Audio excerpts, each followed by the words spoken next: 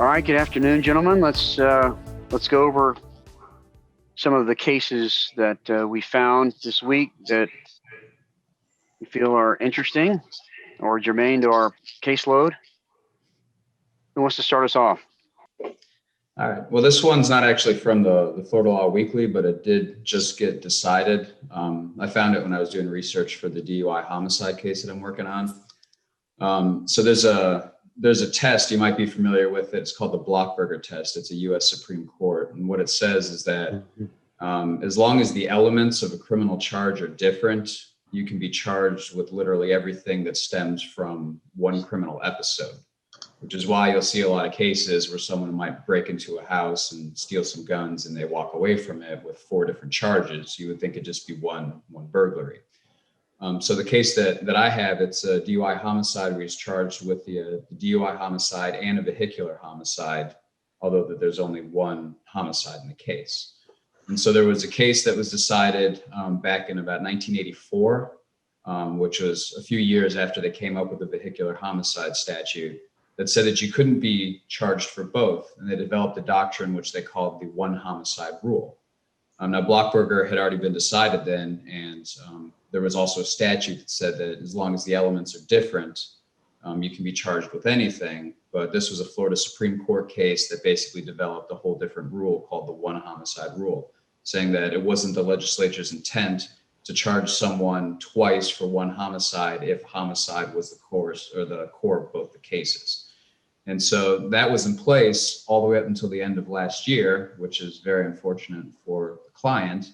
But they just ruled to reverse that whole line of cases from Hauser and basically saying that no, Blockberger is the only statutory interpretation that we use, so long as the elements change a little bit or there's one different element per case, then you can charge someone for, anything that stems from one criminal event. So in this case, unfortunately, the client can be charged with both the DUI homicide and the vehicular manslaughter. So the concept that sort of rubs against is the idea of double jeopardy, right? Yeah, it was a double jeopardy analysis. And so that's what Blockberger is. It's fundamentally a double jeopardy analysis because you shouldn't be able to be charged twice for the same crime unless, of course, it's a different crime. And then you just develop different crimes out of one criminal episode. All right. My case was Wallace versus Comprehensive Personal Care Services. And this is a trust dispute case dealing with the capacity of the trustee. And what had happened was a husband and wife set up a trust. It was a living trust and it was irrevocable. The wife passed away, and then the children brought suit to declare their father incompetent on the basis that all of a sudden he was basically, their allegations where he was just giving away the money and giving it to new friends. We've seen this, of course, in a lot of the cases that we've dealt with down here, where a parent retires to Southwest Florida, gets involved with a new friend, a lover, or a housekeeper, and all of a sudden a large portion of the family's estate is now been depleted. The interesting thing was, under the terms of the trust, it only provided for the removal of the trustee in one specific circumstance, and which dealt with mental capacity. And that was specifically when it was established that the trustee would be declared incompetent, and he would be a ward of a guardian under 40 guardianship. So it was a very high burden. So they brought their action under the trust code. And their action was essentially he had to be removed because he was it was due to the unfitness, unwillingness, or persistence of a failure of the trustee to administer the trust. A motion to dismiss was filed, and it was essentially held. Well, wait a minute, you're relying on the trust code, and you should be relying on the trust, and we can't go outside of the trust. So it was dismissed with prejudice. It went up on appeal in the third DCA, and the third DCA said, no. There is a provision of the trust code that says that it can be applied as may be necessary in the interest of justice. So they ruled in this specific circumstance, there was an interest of justice to consider the certain portions of the trust code, and they overruled the dismissal with prejudice. So interesting. So if the trust document itself tries to sort of curtail or limit the basis upon which a trustee can be removed, while at first brush that could be preclusive to a cause of action, now you can still look at the Trust Act and utilize that statute to bootstrap yourself into a position where you have a cause of action where the trust might have suggested you didn't. Absolutely. Yeah, that's cool. Interesting. Thank you. My case involves a party seeking to amend to assert punitive damages. We've had this kind of a situation in the past, and this was interesting. Essentially, the initial trial judge, after the motion to amend to assert punitive damages was brought, held a hearing, considered evidence at the hearing, and ultimately denied the request to amend the pleadings to add punitive damages on the basis that the plaintiff had failed to establish a reasonable factual basis that, based on clear and convincing evidence, the trier of fact would find that the defendant personally guilty of intentional misconduct. And so after that ruling, a new judge came in on rotation into the case, and the plaintiff, who had lost on the hearing for the motion to amend, reasserted the request to amend to add punitives, and the new judge essentially reviewed all of the same information that the first judge had reviewed and came to the proper conclusion that the plaintiff had shown a sufficient basis. And the distinction between the analysis between the first trial judge and the second trial judge was that the first trial judge used the wrong standard. Under the statute, under 768.7.2, subsection 1, in any civil action, no claim for punitive damages shall be permitted unless there is reasonable showing by evidence in the record or proffered by the claimant, which would provide a reasonable basis for recovery of such damages. That's a much lower standard to assert punitive damages. The idea of establishing clear and convincing evidence does not happen until you're at prong 2, and that's if you're proving punitive damages at a trial. So the subsequent trial judge came in, applied the proper standard, and the appellate court affirmed that determination. There was the interesting question regarding whether or not a successor judge can come in and change a finding of a prior judge. That's another issue that we've faced in the past. And pursuant to Tingley versus Dade and its progeny, as long as there has been no final judgment entered, a successor judge can change, quite frankly, any ruling of a prior judge. So a couple things to come out of that: the proper standard for punitive damages pleading at the pleading stage, and the ability of a successor judge to rule differently than the original judge. And that was Zachary versus Rodney Jacobson out of the Second District Court of Appeals, and that's from the January 15th, 2021 Florida Law Weekly. Interesting, kind of basically a case that's ended up turning on statutory interpretation. It's out of Miami. It's City of Miami Beach versus Miami New Times LLC. It's out of the 3rd District. Basically, the city was doing an internal audit of a towing company. And part of that process is the city does an initial audit. They do some draft audit reports, and then they usually sit down with the party that they're auditing, give them a chance to comment on the draft auditing reports before they become final. That happened, and essentially then the towing company went before the city commission and said, this internal audit is overly antagonistic, and it's not being conducted in good faith. City council actually agreed, stopped the internal audit and hired an external audit company to start running the audit. And so in the midst of all this, there were some news agencies that wanted access to these records because of this controversy going on, and they did a public records request. The first public records request was denied by the city because you don't get draft audit reports until, so you can get the drafts once the audit report is finalized per the statute. But until it's finalized, you don't get the drafts or any of the documents. So they stopped the internal audit, which means these draft reports are kind of sitting in suspense because there's not going to be a final audit report. And then to boot, counsel for the towing company actually turned around and gave some of these documents, disclosed some of these documents to a different news agency.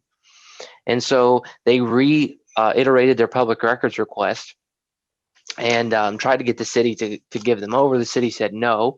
Refused to tender them. They got sued. And essentially, the case really turned upon just the fact that the statute provides the following. The audit report of an internal auditor and the investigative report of the inspector general prepared for or on behalf of a unit of local government becomes a public record when the audit or investigation becomes final. An audit or investigation becomes final when the audit report or investigative report is presented to the unit of local government. And the news agency tried to make the argument, well, number one, this audit's never going to become final because you've abandoned the effort. So now we have these records who are in this gray space of not becoming public records. So number one, there's a provision in the statute they tried to rely upon that when an investigation becomes inactive, those documents related to that investigation become public record. But the court said the statute language is clear with respect to audit reports. The audit has to be finalized, otherwise it's not a public record. The second objection they raised is the fact that these audit reports made their way out into the public anyway when counsel for the towing company disclosed them. So the party you're trying to protect, the victim of the audit, has already disclosed them, so that should then subject them to public scrutiny and make the public record. And the court didn't agree with any of that. They basically strictly construed the statute in that case and said until the audit report is finalized, even if it's never going to become final, they're not public records. And unless the legislature creates an exception, we're just going to read the statute very strictly in this case. From a public records, it's not that exciting of a case. From a public records standpoint, it's probably just a good to know thing that statute is out there. But it's also important, sometimes a statute, when it gets read strictly, doesn't always accomplish what it's meant to do, or can create, kind of an interesting point there. So, I had a case kind of short and sweet on attorney's fees. It's Salinas versus U.S. Bank Trust. It's a case from the Second District Court of Appeal. After a non-jury trial on a mortgage foreclosure dispute, there was a claim of attorney's fees pursuant to an affidavit produced by the bank and the bank's counsel. The affidavit was objected to, but it was admitted over their objection at trial. The opposing party went to a hearing, actually took it up on appeal, the attorney's fees award, and it was reversed. The court essentially saying once again that you will always need an expert to testify or corroborate as to your attorney's fees, one who is independently not involved with the case, who's an independent attorney fee expert to corroborate and to testify as to your attorney's fees in order for your attorney fee award to be legitimate. So they reversed and remanded consistent with those directions. So I think it's important, not only in cases where you have where it's contested, but also where it's kind of uncontested, just remember, even at any point where we're looking for attorney's fees, to just kind of cross the T's and dot the I's, and to basically pay out for that expert to make sure that we have somebody who's independently retained. On that same note, I also put in the Slack channel, there's an article that I've been looking for about 6 months now, and it's kind of in the same vein, but a little bit, it's still on attorney's fees. There was an interesting case, and it's from 2013, but still interesting, that essentially finds that if you give a discount to your client for attorney's fees, you do not have to extend that discount to opposing counsel when you're making a prevailing party award request. So long as your engagement agreement has some language to that effect, essentially when you go for an attorney's fees award, the other side with their expert might say, well, you wrote off this time, you wrote off this paralegal time, you gave them, a $3,000 discount. That's a professional courtesy you extend to your client. There's no reason why, from a reciprocity standpoint, that is also supposed to extend to the other side as well. So there was a litany of cases that applied that on a contingency fee basis. And I believe 2013, they started to apply it from an hourly fee rate basis as well. So if you have a discount, so long as your engagement agreement discusses this particular scenario, you do not need to extend the same professional courtesy, and you can go for your full attorney's fees, even if you in practice actually gave a discount to your client. Cool. Good. Very good to Nice. know. So this case is, as Joey's was, also related to attorney's fees. This is out of the 5th District. The case is Bayview Loan Services, LLC versus Jason Cross. And the issue here is, as the court terms it, fees for fees.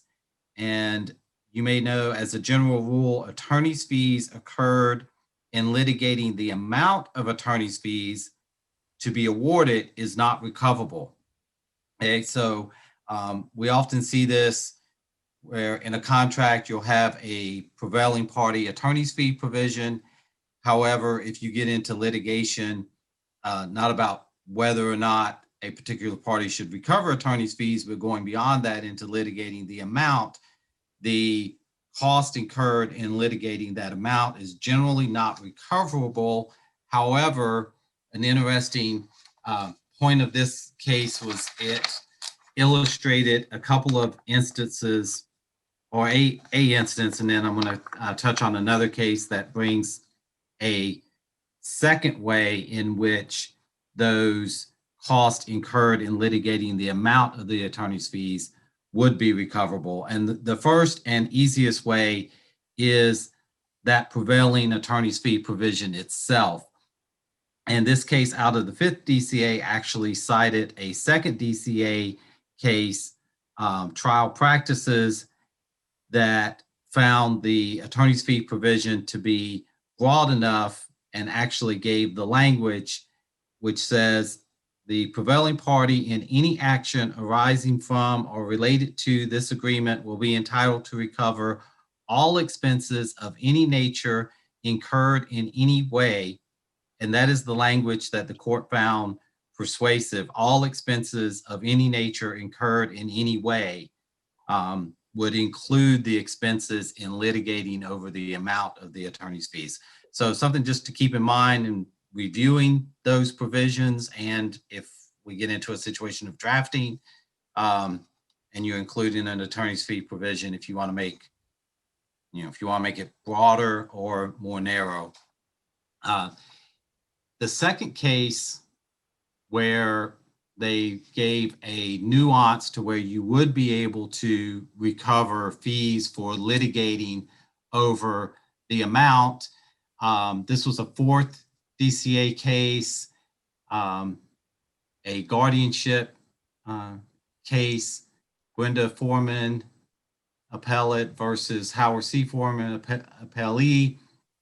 And in this case, the wife had attempted to have her estranged husband ruled incompetent, and the court, after finding for the husband, awarded his attorney's fees and then also awarded the amount that he incurred in litigating over the amount of those fees, holding that it's within the court's discretion to include fees on fees because it awarded the underlying fees as a sanction under the appropriate Florida statute, finding that her petition was in bad faith.